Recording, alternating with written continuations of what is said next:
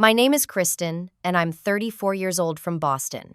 For 5 wonderful years, I was in love with Alexander, and when he proposed, I thought my dream had finally come true. My parents initially seemed supportive of our wedding plans, smiling and nodding as we shared our vision, but everything changed during a family dinner 3 months before our big day. The words my father said that night shattered my world and tested the very foundation of my relationship. If you want to hear about the shocking family betrayal that changed my life forever, drop a comment telling me where you're watching from. Hit that like button and subscribe to follow my journey of heartbreak and unexpected redemption. I've always prided myself on being independent. After graduating with a master's in healthcare administration, I built a stable career as a hospital administrator at Boston General. My life wasn't extravagant, but it was comfortable and fulfilling. I had my own apartment in a nice neighborhood, good friends, and a job that made a difference in people's lives. Then I met Alexander at a charity fundraiser for the Children's Cancer Ward. I was organizing the event, running around, making sure everything went smoothly, when I literally bumped into him, spilling champagne all over his suit. Instead of being upset, he laughed and helped me clean up the mess. There was something immediately calming about his presence. He wasn't flashy or the loudest person in the room, but he had this quiet confidence that drew me in. Alexander was an architect with his own small firm, specializing in sustainable building designs. He wasn't wealthy by my parents' standards, but he was passionate about his work and respected in his field. Unlike the aggressive businessmen my mother had tried to set me up with over the years, Alexander listened more than he spoke and valued substance over status. Our relationship developed slowly. We started with coffee dates, then dinners, weekend trips to coastal towns, and eventually moving in together after 3 years. He proposed on a regular Tuesday evening while we were cooking dinner in our apartment.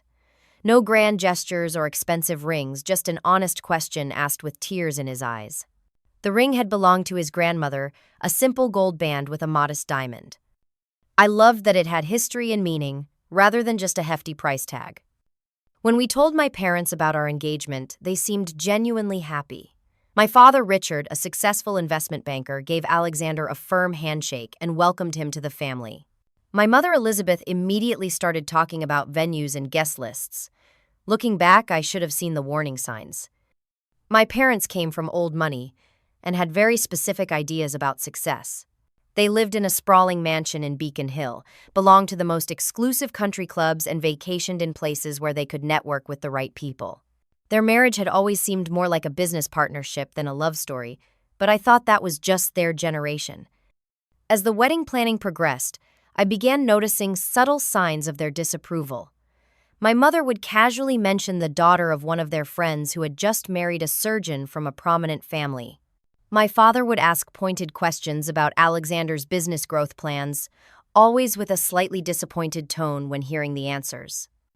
Sustainable architecture is such an interesting hobby, my mother once said at Sunday brunch. But surely he has plans to join a larger firm eventually. His small business is doing well, I defended. He just won an award for his latest project. Awards don't pay for retirement, darling, my father replied with a tight smile. I brushed these comments aside, attributing them to generational differences in values. Alexander and I planned a modest but elegant ceremony at Hawthorne Estate, a historic mansion with beautiful gardens just outside the city. We wanted something intimate with around 100 guests, focusing on quality rather than quantity. My parents had offered to help with the costs, which we gratefully accepted, though we insisted on paying for certain elements ourselves. The tension escalated during a meeting with the wedding planner. When my mother realized we weren't planning to invite several business associates of my father's, she became visibly upset. But the Andersons have known you since you were a child, she insisted, though I had no memory of these people.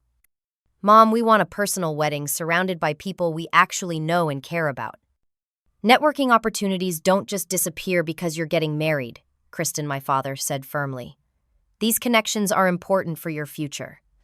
The argument ended with a tense compromise, but things were never quite the same afterward. Every decision became a battlefield, from the menu choices to the music selection. What should have been a joyful planning process turned into a series of exhausting negotiations. 3 months before the wedding date, my parents invited us to dinner at their house. My father's assistant called to arrange it, which was unusual, but I didn't think much of it. Alexander and I arrived that Friday evening, hopeful that perhaps they wanted to smooth things over and move forward positively. The grand foyer of my childhood home felt especially imposing that evening. The high ceilings, crystal chandelier, and marble floors that had once represented security now felt cold and unwelcoming. My mother greeted us with air kisses, perfect makeup hiding any real emotion. My father was in his study finishing a call, keeping us waiting as he always did. "He'll join us shortly," my mother said, leading us to the formal living room where champagne was already poured. "Let's catch up while we wait." The small talk felt forced as we perched on antique furniture that was beautiful but uncomfortable, much like the relationship with my parents had become. Little did I know that this ordinary-seeming family dinner would be the moment everything fell apart. The dining room at my parents' home had always intimidated me. The massive mahogany table could seat 20 people, though tonight it was set for just 4, making the space feel emptier and more formal than necessary. Crystal glasses caught the light from the chandelier overhead, casting small rainbows across the crisp white tablecloth. My father finally joined us after we'd been waiting for nearly 30 minutes. He didn't apologize for the delay. He never did. In his world, everyone waited for Richard Thompson. He waited for no one. "Alexander," he nodded curtly, taking his seat at the head of the table, busy with any new little projects. "Actually, yes," Alexander replied with genuine enthusiasm, either missing or choosing to ignore the condescension. "My firm just landed a contract to design a community center downtown. It's going to be completely carbon neutral." "Fascinating," my father said, without making eye contact. "Kristen, your mother tells me the final deposit for the venue is due next week." "That's right," I confirmed, feeling an unexpected tension in my chest. "We're so grateful for your help with that." The first course arrived, carried by their longtime housekeeper, Gloria. The conversation remained superficial throughout the soup and salad courses. My mother spoke about her garden club. My father mentioned a colleague's new yacht. It all felt like a performance lines rehearsed and delivered without feeling. It wasn't until the main course that my father cleared his throat and set down his fork with purpose. The sound of it touching the plate seemed to echo in the suddenly silent room. "Your mother and I have been discussing the wedding," he began, his voice carrying the same tone he used in board meetings. "We've come to a decision." I glanced at my mother, who was suddenly very focused on cutting her steak into perfectly precise pieces. What kind of decision, I asked, though some part of me already knew. "We're withdrawing our financial support," he stated flatly. "We're not funding this circus." The word circus hung in the air between us. My carefully planned, modest wedding a circus, Alexander reached for my hand under the table, squeezing it gently. "I don't understand," I said, my voice smaller than I wanted it to be. "What's changed?" "Nothing's changed," Kristen, my mother, interjected, finally looking up. "We've simply come to our senses. You're a Thompson. You could have married anyone, had any life you wanted.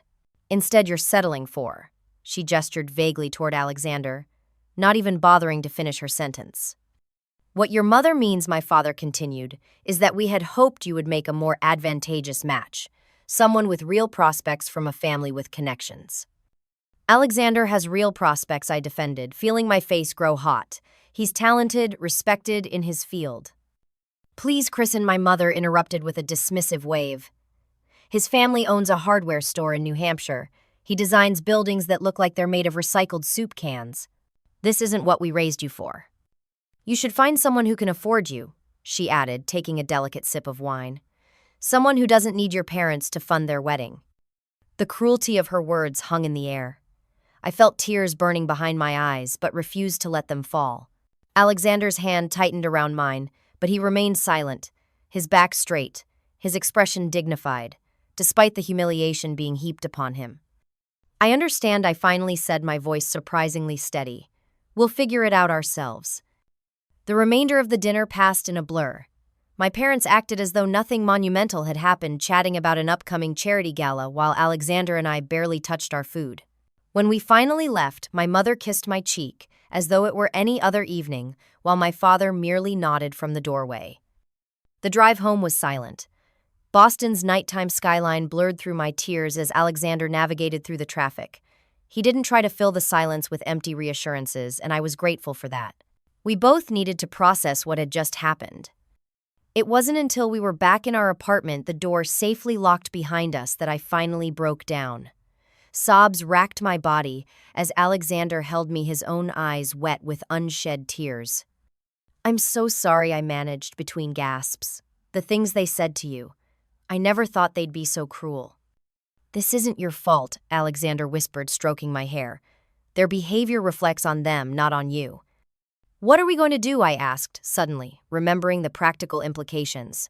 "The final venue payment is due next week. The caterers, the photographer, everything." "We'll figure it out," he assured me, echoing my words from earlier. "We have savings. I can take on some extra projects, maybe scale back on some things. The important part is that we're together." We stayed up late into the night, sitting at our kitchen table with spreadsheets and calculators, trying to make the numbers work.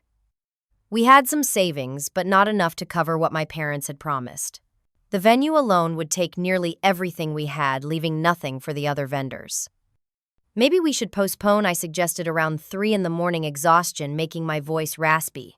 "Give ourselves time to save up." "Is that what you want?" Alexander asked gently. "Or is that what feels necessary right now?" I didn't have an answer. Everything that had felt so certain just hours ago was now in question. As the first light of dawn crept through our windows, we finally went to bed, falling into a troubled sleep with more questions than answers.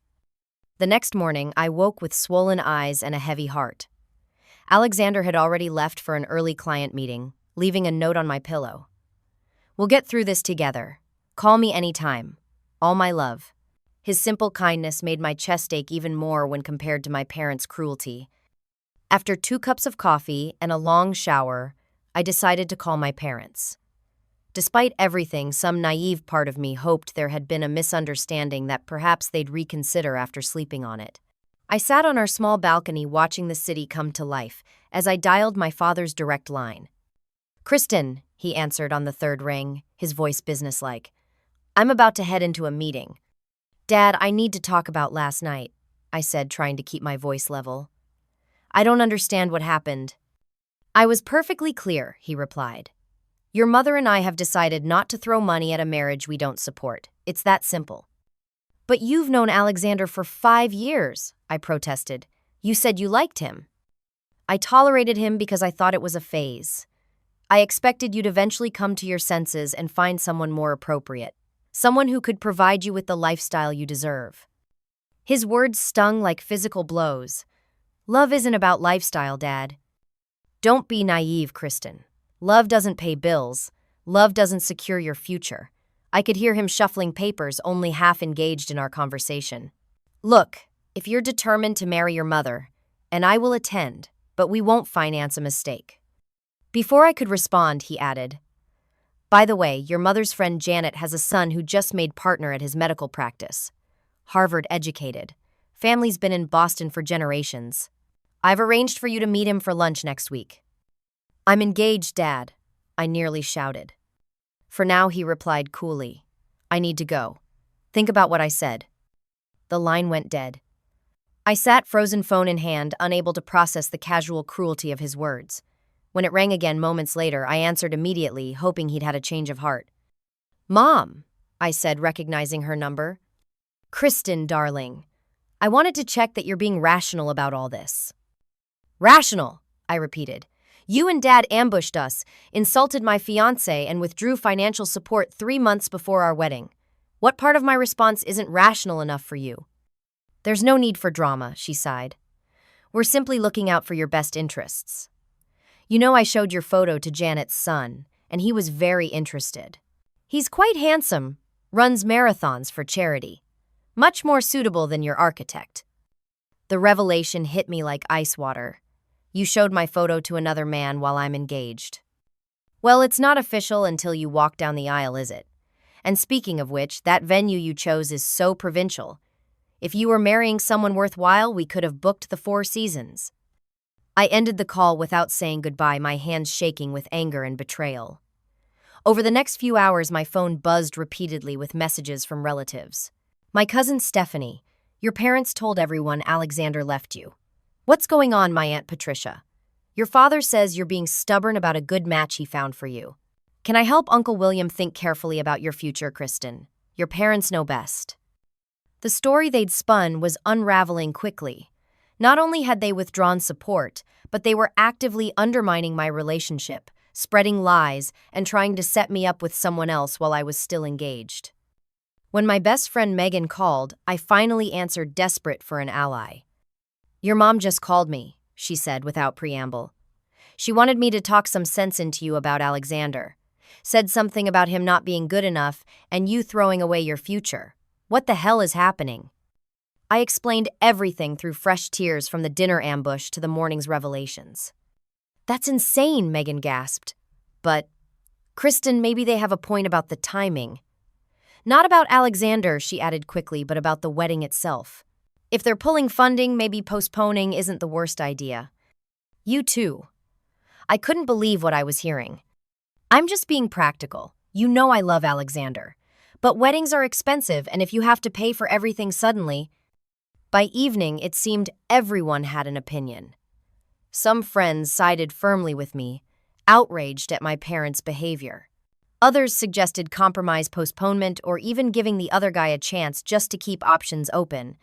The betrayal expanded beyond my parents to include people I'd thought I could count on. When Alexander returned home that evening, I was surrounded by spreadsheets, wedding contracts, and tear-soaked tissues. "The venue called," I said without looking up. "They need the final payment by next Friday or we lose the date and our deposit." Alexander sat beside me, gently taking the papers from my hands. "And what did you tell them?" "That we'd get back to them." I finally met his eyes. "My parents have told everyone you're not good enough for me. They're trying to set me up with some doctor. My own family thinks I should at least consider it." Something flickered in Alexander's eyes, hurt, maybe fear, but he maintained his composure. "Do you want to consider it?" "How can you even ask me that?" I demanded. "Because I love you enough to want what's best for you," he said simply. "Even if that's not me." "It is you," I insisted, taking his hands. "It's always been you. But I don't know how to fix this. We can't afford the wedding as planned. Everyone's taking sides. My family is spreading lies." "Then we adapt," Alexander said. "We scale back. Delay if we need to, elope even, whatever it takes." But as the days passed, adapting proved more difficult than expected. The venue wouldn't refund our deposit but required the substantial final payment. Other vendors began calling, sensing trouble. Friends asked uncomfortable questions. Family members took sides or tried to play mediator. My mother called daily, alternating between guilt trips and thinly veiled threats about being cut from the will. My father remained coldly pragmatic, sending links to articles about divorce rates and financial instability. The pressure was constant and exhausting. A week later, I received an invitation to a family dinner where Janet and her son would be present. The implicit message was, "Clear attend and meet your suitable match or risk further family alienation." "You should go," Alexander said when I showed him the invitation, his voice strained. "Clear the air with your family." "It's a setup," I protested. "They want me to meet this doctor they think I should be with instead of you." "I trust you," he said, though I could see the toll this was taking on him. The constant questioning of his worth had begun to wear down even his steady confidence. "Maybe you can make them understand our position." Our relationship, once so solid, began showing cracks under the pressure. Small disagreements escalated quickly. Silences grew longer. The joy of planning our future together was replaced by anxiety about affording the present. Money problems threatened what love had built. As the payment deadline approached, the strain became nearly unbearable. I couldn't sleep, couldn't focus at work. Everything we'd planned was crumbling around us, and I felt powerless to stop it. The foundation of my world was shifting, and I wasn't sure what would remain standing when the dust settled. 1 week before the final venue payment was due, I hit breaking point. The constant pressure from my family, the financial stress, and the strain on my relationship with Alexander had worn me down to nothing. I came home from work, dropped my keys on the counter, and simply collapsed on our living room floor, sobbing uncontrollably.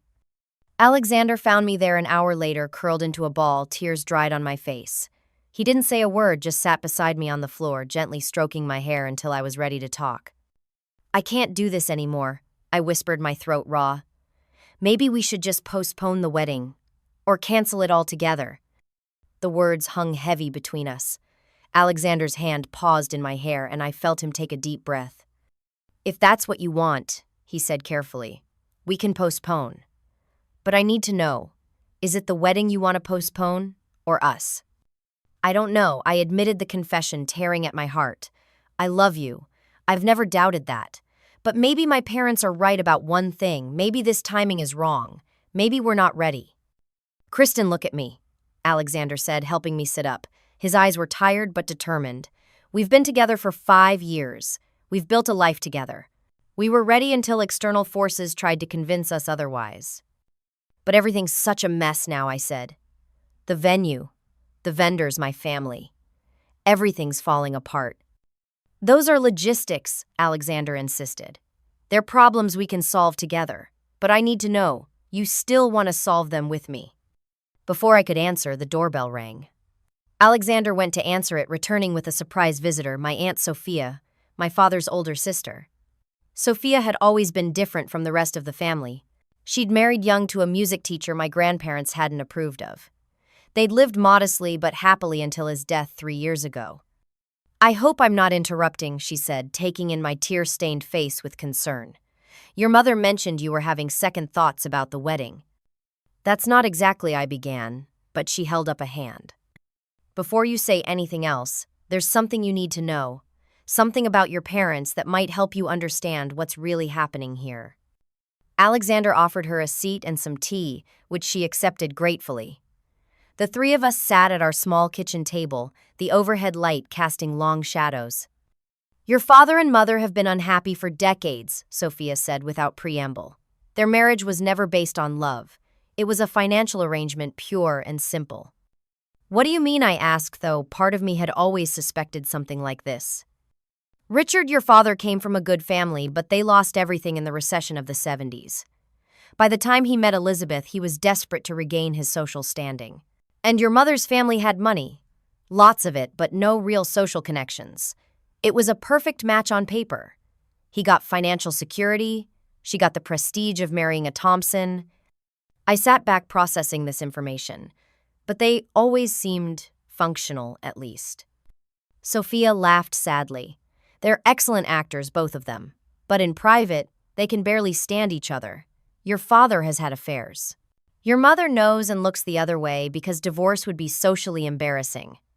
"How do you know all this?" Alexander asked quietly. "Because Richard confides in me when he's had too much to drink," Sophia replied. "And because I've watched them for 35 years living in a gilded cage of their own making." She reached across the table and took my hand. "Kristen, they're not trying to protect you from making a mistake. They're terrified you'll find the happiness that's eluded them. They don't understand a marriage based on love because they've never experienced it." That's horrible," I whispered, tears forming again. "It is," Sophia agreed. "And now they're projecting all their disappointments and regrets onto you. They're trying to force you into the same kind of arrangement that made them miserable because they can't imagine anything else working." The revelation hit me like a physical blow. All my life, I'd thought my parents were simply practical, prioritizing security over passion. I'd never realized they were actively unhappy, trapped in a loveless marriage of convenience. "What should I do?" I asked, feeling like a child again. "That depends," Sophia said gently. "Do you love Alexander, not his job or his family background or his financial prospects? Him." "Yes," I said without hesitation. "More than anything." "Then fight for that love," she said simply. "Don't let them turn you into them." After Sophia left, Alexander and I stayed up talking until dawn. We laid everything bare, our fears, our doubts, the pressure we'd been under. For the first time in weeks, we were truly honest with each other. "I've been afraid," Alexander admitted. "Not that you'd leave me for someone with more money, but that you'd start to see me through their eyes, that you'd begin to believe I'm not enough." "And I've been afraid that I'm ruining your life," I confessed. "That being with me means dealing with my toxic family forever. That maybe you'd be better off with someone who doesn't come with so much baggage." As the first light of dawn broke through our windows, something shifted. The weight that had been crushing me began to lift. My parents' disapproval, their manipulation, their lies, none of it could touch what Alexander and I had built together. "I'm done letting them control me," I said, a new determination in my voice. I'm done trying to earn their approval. I'm done being afraid. Alexander smiled, the first real smile I'd seen from him in weeks. So, what do we do now? Now, I said, feeling stronger than I had in months, we take back our wedding, our way, without their money or their influence. That moment of clarity, sitting in our small kitchen as the sun rose, was the turning point. I realized that this wasn't just about a wedding or money. It was about standing up for myself and my choices. It was about breaking free from my parents' control and living authentically. The path forward wouldn't be easy. We still had significant financial challenges to overcome. My family would likely escalate their interference before they accepted defeat.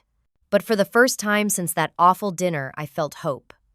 I had Alexander, I had the truth, and I had found my voice again. As I finally fell asleep in Alexander's arms that morning, I made a promise to myself I would never again let anyone else dictate my happiness or define my worth. This was my life, my love, my choice, and I was ready to fight for it. The following evening, we invited Alexander's parents, Robert and Susan, over for dinner. Unlike my parents, they had always been warm and supportive, though they lived modestly. Robert still ran the hardware store his father had founded in Manchester, New Hampshire, and Susan taught second grade at the local elementary school. They listened without interruption as we explained the situation with my parents and our financial dilemma. When we finished, Susan immediately reached across the table and squeezed my hand. "Family is about love, not money," she said firmly. "We're behind you two no matter what."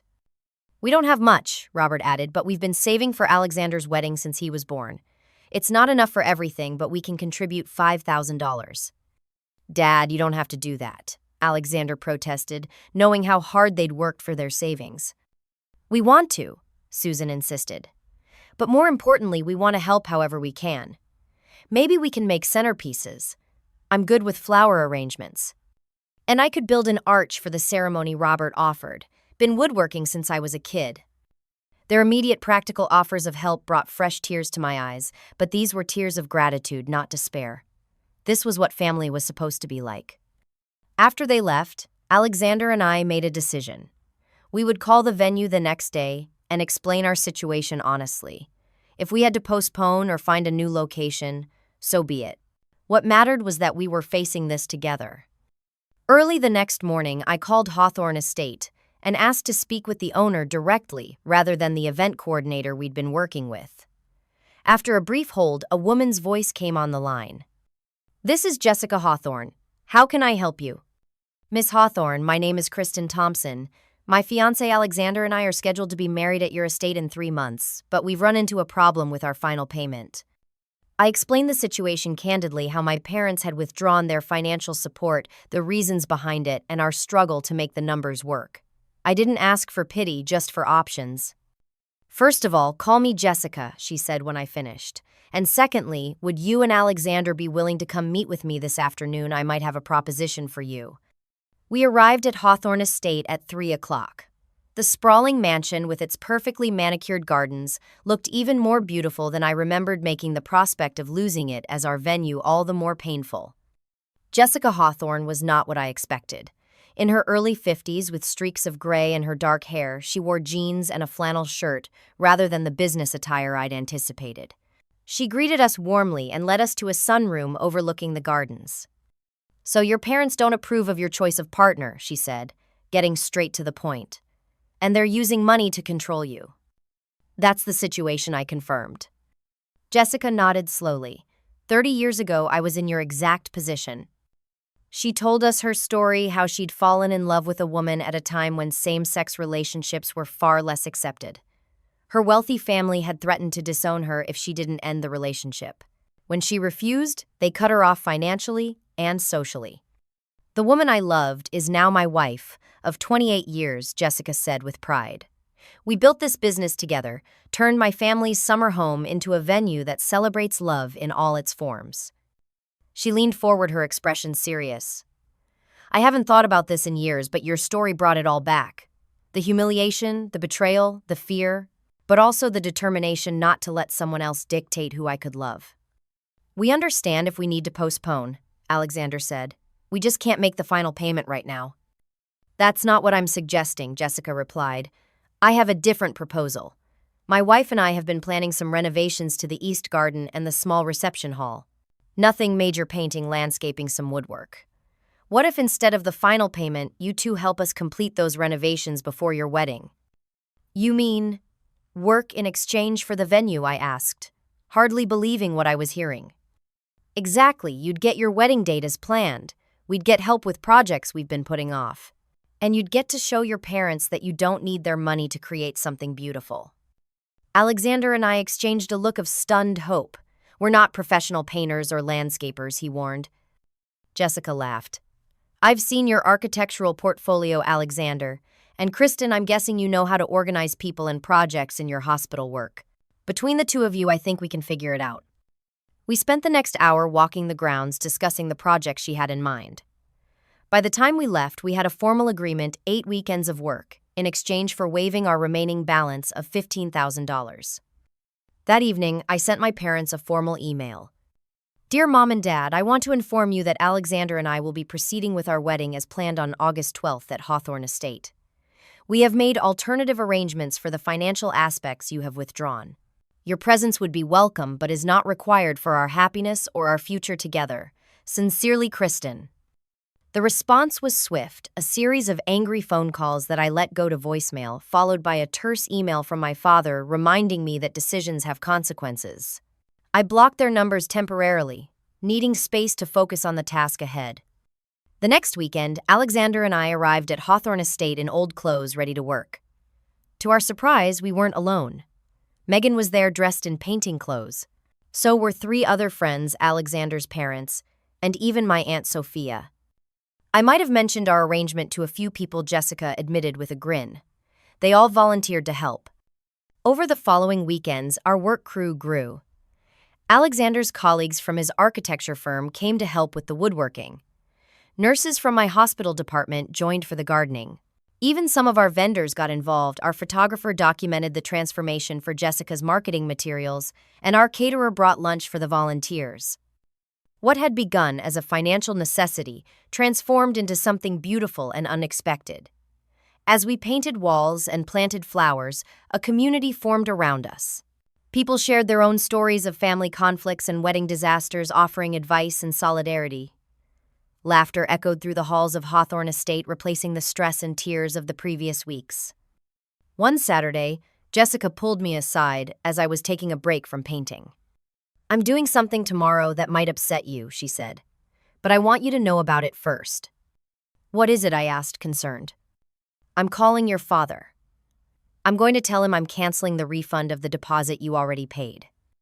You don't have to fight this battle for me, I protested. I'm not just doing it for you, Jessica replied. I'm doing it because 30 years ago I wish someone had stood up to my parents. Sometimes people need to see the consequences of their actions from someone they can't intimidate or manipulate.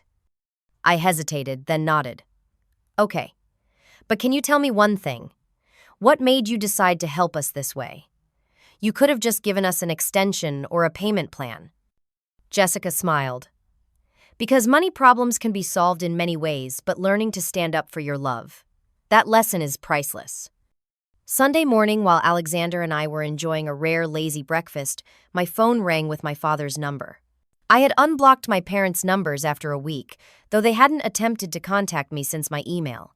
I put the phone on speaker so Alexander could hear. Kristen. My father's voice was tight, with barely controlled anger. Would you care to explain why the owner of your wedding venue just called me screaming about canceling your refund? Good morning to you too, Dad, I replied calmly. I assume you mean Jessica Hawthorne. She said you've been working at the venue in exchange for the final payment. Is this some kind of joke, manual labor? Like a common handyman? Alexander squeezed my hand under the table, giving me strength. It's not a joke. Alexander and I found a solution to the problem you created when you withdrew your support. We're still getting married on August 12th as planned. This is ridiculous, he sputtered. The daughter of Richard Thompson painting fences for her wedding venue. Do you have any idea how this makes us look? I'm not concerned with how it makes you look, I said, surprised by my own steadiness. I'm focused on building a marriage based on mutual respect and love, not financial transactions. And what about the deposit we already paid? He demanded. That woman had no right to cancel the refund. The contract was in my name, I reminded him. And Jessica made a business decision based on the work we're doing. If you're concerned about the money, consider it the price of trying to control my life. There was a long pause. I could almost see him turning purple with rage, the vein in his temple throbbing as it did whenever he was truly angry. "You're making a mistake, Kristen," he finally said, his voice deadly quiet. "When this little fantasy falls apart, don't come crawling back expecting our help. The only mistake I've made was expecting my parents to support my happiness, even if it didn't match their narrow definition of success." I took a deep breath. "I've chosen love over money, Dad. It's not a fantasy, it's a value system." After I hung up, Alexander pulled me into a hug. "I'm so proud of you," he whispered against my hair. My mother arrived unannounced at my office 2 days later, immaculately dressed in a designer suit that probably cost more than our entire wedding budget. "We need to talk," she announced, closing my office door behind her. "I'm working, Mom," I said, not rising from my desk. "You should have called first." "Would you have answered?" she challenged, taking a seat without being invited. "You've made your father furious with this working-class spectacle you're putting on. The Harrisons saw you planting flowers at that venue. The daughter of Elizabeth and Richard Thompson, covered in dirt like a gardener." "I was planting hydrangeas for my wedding," I corrected her. "And I enjoyed every minute of it." She studied me for a moment, her head tilted slightly. "You've changed," she observed. "You used to care what people thought." "I've stopped caring what the wrong people think," I clarified. "The people who matter don't mind a little dirt. And we don't matter." There was a hint of genuine hurt in her voice that almost made me waver. "You're my parents. You'll always matter to me," I said gently, "but I won't let you dictate my life choices anymore. I'm marrying Alexander because I love him, not because of his bank account or his family connections." "Love doesn't last, Kristen," she said with sudden weariness. "Comfort, security, social position, those things last." "Is that what you and Dad have?" I asked quietly. "Comfort without love, security without joy." She didn't answer directly. Instead, she opened her purse and removed a checkbook. "Your father doesn't know I'm here. I can give you $10,000 toward the wedding. Enough to stop this ridiculous manual labor arrangement." I shook my head. "We're almost done with the renovations, and they've been some of the most meaningful weeks of my life." "Meaningful," she repeated as if I'd said something in a foreign language. "Yes, meaningful. We've built something together, not just the physical improvements, but a community. People who support us not because of our family names or bank accounts, but because they care about us as people." She replaced the checkbook in her purse with a snap. "I see there's no reasoning with you." "There's plenty of reasoning with me, Mom, just not controlling or manipulating me." As she stood to leave, I added, "The invitation still stands. You and Dad are welcome at the wedding, as guests, not as financiers." 2 weeks later, we sent out our wedding invitations. They were simpler than originally planned, handmade by Alexander's mother and her quilting circle, but beautiful in their authenticity. We included a note explaining that we were hosting the wedding ourselves, a subtle but clear message that my parents were no longer involved. The responses came quickly. Some of my parents' friends declined immediately, clearly having taken their side. Others accepted with warm notes of support. Family members who had initially pressured me to reconcile with my parents now expressed admiration for our independence. My father made one last attempt at reasserting control, a month before the wedding. He called Alexander directly at his office, offering to put this unpleasantness behind us and restore financial support if we would agree to postpone the wedding and reconsider some of the arrangements. Alexander politely but firmly declined. "Sir, with all due respect, Kristen and I are getting married on August 12th, he said.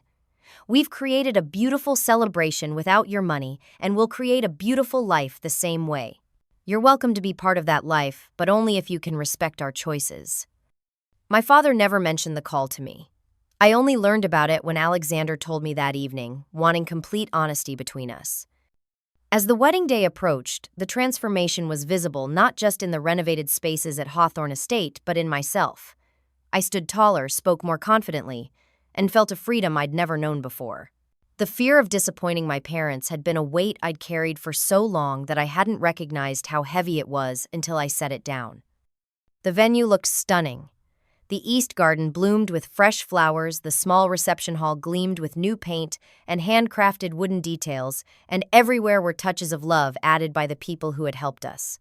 Jessica and her wife had kept their promise, and our wedding venue was even more beautiful than we'd originally envisioned. Your parents don't know what they've missed, Jessica told me during our final walkthrough before the wedding. Not just financially, but being part of something authentic and meaningful. Their loss, I agreed, finally understanding that truth in my heart. The night before our wedding, I received a text message from my mother. "We'll be there tomorrow." No apology, no elaboration, just those 4 words. It wasn't the reconciliation I might have once hoped for, but it was something. A small step toward a new kind of relationship, perhaps. As I prepared to sleep in Megan's guest room, keeping with the tradition of not seeing the groom before the wedding, I felt a profound sense of peace.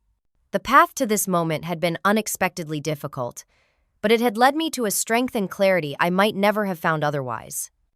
Tomorrow, I would marry the man I loved, surrounded by people who supported us for who we truly were, not for what we represented or what we could provide. And in that truth lay a sweeter revenge than any amount of money could buy, the knowledge that we had refused to be controlled, refused to compromise our values, and created something beautiful in the face of rejection. Our wedding day dawned clear and perfect, with late summer sunshine filtering through the trees at Hawthorne Estate. In the bridal suite, surrounded by Megan and 2 other close friends, I felt a calm certainty that had been missing during the tumultuous months leading up to this day. My dress was simpler than the designer gown I'd originally planned, a vintage find that Sophia had helped me alter, but it felt more authentic, more me. My something borrowed was a delicate pearl necklace from Alexander's mother. My something blue, a small sapphire pin from Jessica, who had become not just a venue owner, but a mentor and friend. As I prepared to walk down the aisle, I peered through the window at the gathering guests. In the front row, 2 seats remained empty, reserved for my parents despite everything. Alexander's parents sat on the other side, beaming with pride and joy. Behind them were rows of friends who had painted walls and planted gardens, alongside us colleagues who had offered support when my family withdrew theirs, and even a few vendors who had reduced their fees after hearing our story. When the music began, my Aunt Sophia appeared at my side, offering her arm. "Your father should be here," she said softly, "but I'm honored to take his place." We paused at the entrance to the garden. From this angle, I could see every detail of the space we had transformed with our own hands, the freshly painted trellis, the blooming flowers, the handcrafted wooden benches. And at the end of the aisle, Alexander waited, his eyes finding mine with a love so pure it took my breath away. As Sophia and I began our walk, a movement at the back caught my eye. My mother slipped into the ceremony alone, taking a seat in the last row. She wore a subdued navy dress, rather than her usual statement outfit, as if trying not to draw attention. Our eyes met briefly, and she gave a small nod. Not quite approval, but acknowledgement. My father was nowhere to be seen. The ceremony itself was everything I'd hoped for: intimate, authentic, and deeply personal. Alexander and I had written our own vows, promises not of blind devotion but of conscious daily choice.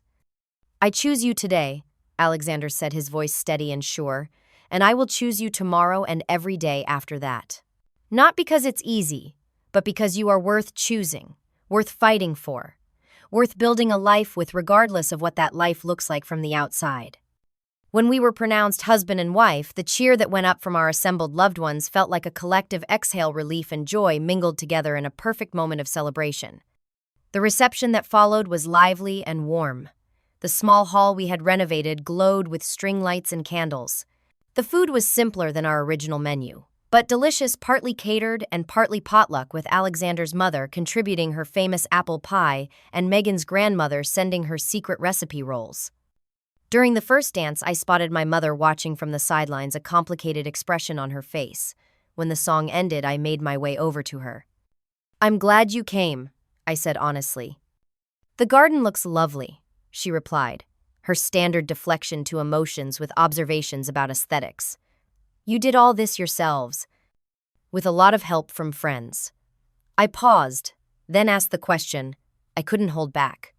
"Why didn't Dad come?" She looked away. "He said he couldn't watch you make this mistake. But I couldn't miss my only daughter's wedding, even if it wasn't what I expected."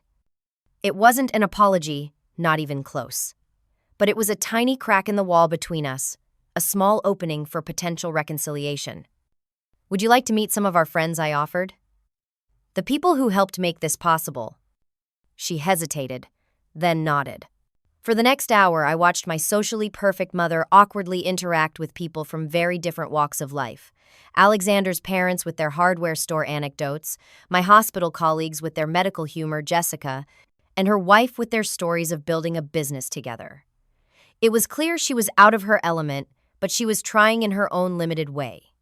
She left before the cake cutting, embracing me stiffly and whispering, "I hope you'll be happy," with a tone that suggested she still had her doubts.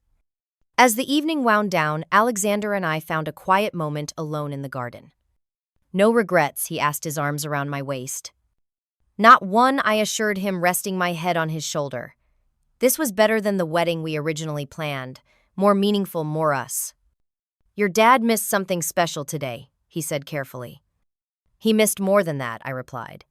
"He missed the chance to know his daughter as an adult, capable of making her own choices. He missed seeing what love actually looks like when it's not about assets and appearances." In the months that followed our wedding, Alexander and I built our life together with the same intentionality we'd applied to salvaging our wedding plans. We made financial decisions based on our values, rather than external expectations. We surrounded ourselves with people who supported our relationship rather than questioned it. My relationship with my parents entered a new phase. My mother made tentative efforts at connection, occasional lunches, careful phone calls. She never fully approved of my choices, but she found a way to coexist with them. My father remained distant for nearly 6 months, reaching out only after Alexander's firm won a prestigious award for sustainable design. "I saw Alexander's name in the Boston Globe," he said in his first call since before the wedding. "Seems he's doing well for himself." "He is," I confirmed. "But more importantly, he's doing work that matters to him." My father replied clearly, still measuring success in dollars and prestige. "And you? Are you happy with your decision?" The hesitation in his voice revealed how foreign the concept of happiness was to his worldview. "I'm happier than I've ever been," I told him truthfully. "Not because everything is perfect or easy, but because I'm living authentically with someone who values me for who I am, not what I represent." There was a long pause before he responded, "I suppose that's something." It wasn't a grand reconciliation, but it was a beginning. Over time, we established new boundaries. My parents learned they couldn't buy influence in my life, and I learned that I could love them without needing their approval. The greatest lesson from our wedding ordeal wasn't about money or even about standing up to family pressure. It was about recognizing the difference between love and possession, between support and control.